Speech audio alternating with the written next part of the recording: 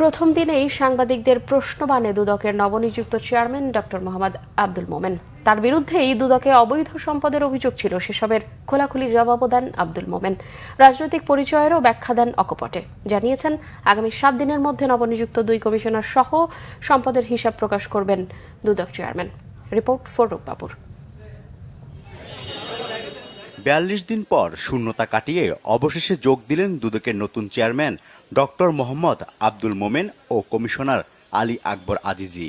গত ৩০ অক্টোবর দুদকের সাবেক চেয়ারম্যান মঈন উদ্দিন আবদুল্লাহ ও 2 কমিশনার জহিরুল হক ও আসিয়া খাতুন পদত্যাগ করে আত্মগোপনে চলে গেলে অভিভাবক শূন্য হয় দুদক।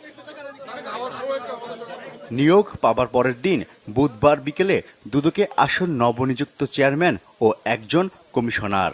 কর্মকর্তাদের সাথে প্রায় 3 ঘন্টার বৈঠক শেষে সাংবাদিকদের জানান দুদকের ভবিষ্যৎ কর্মপরিকল্পনা, জনগণ ও রাষ্ট্রের চাহিদা পূরণের পাশাপাশি রাষ্ট্র লুটকারীদের ছাড় না দেওয়ার কথাও জানায় কমিশন।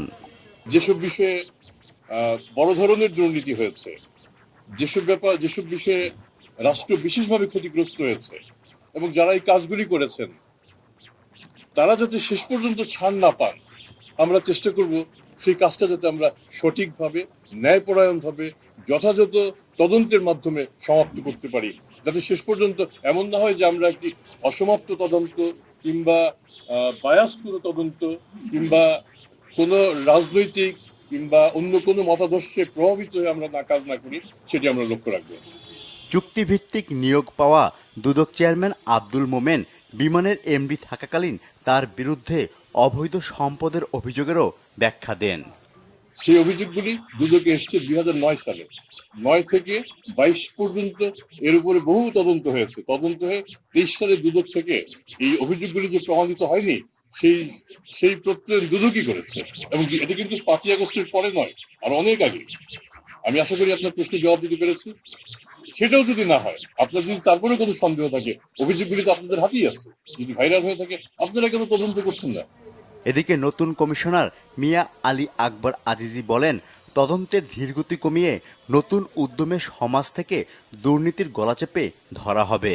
আমাদের হাতে যেগুলো আছে অনুসন্ধান এবং তদন্ত, এইগুলো যত দ্রুত বিচারালয়ে আমরা পাঠাতে পারবো, তত দ্রুত মনে করেন যে ইনশাল্লাহ ন্যায় বিচারের ডিসপেনসেশনের গতি পাচ্ছে। গত সোমবার দুদক চেয়ারম্যান সহ 3 সদস্যের কমিশন নিয়োগে প্রজ্ঞাপন দেয় মন্ত্রী পরিষদ বিভাগ। তবে অবসরপ্রাপ্ত ব্রিগেডিয়ার জেনারেল হাফিজ আহসান ফরিদ বিদেশ থাকায় তিনি পরে যোগ দেবেন। ফররুখ বাবু, বাংলা ভিশন, ঢাকা।